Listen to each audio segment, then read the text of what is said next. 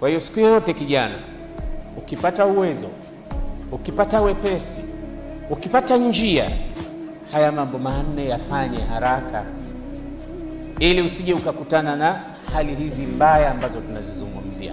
Cha kwanza, ukipata uwezo wa kuoa mke mzuri, mwenye dini, mwenye nafasi nzuri ya kukuelewa na kumcha Allah subhanahu wa ta'ala, fanya hivyo haraka sana, usisubiri. Ndio maana Mtume akasema arba'un min saada, mambo manne yatakuletea furaha. Japokuwa furaha ya dunia sio ile ya kudumu moja kwa moja, lakini kwa kadri ya kiwango kizuri ambacho kitakupa furaha, anza na hapo kwanza. Vijana wengi wananielewa kwa sababu sisi ni wanaume.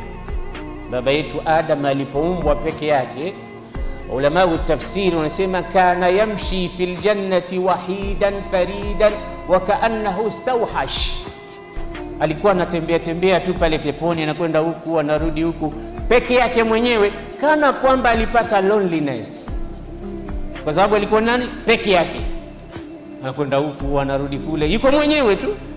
Alipoumbiwa mwenzake, fakhalaqa minha zawjaha, hapo sasa akaanza kubadilika Adam, akaonekana mtu mwingine. Ndio maana Allah anasema ya ayuhan nasu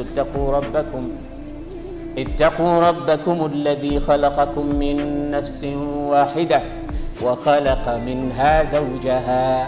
Hii nafsi ya Adam Allah akaitoa mwenzake ambaye ni mama yetu Hawa, na alivyomuumba tu akachora image ya kukuonyesha kwamba wewe mwanamume umesababishiwa utulivu na kutulia kuletewa huyo mwanamke pembeni mwako.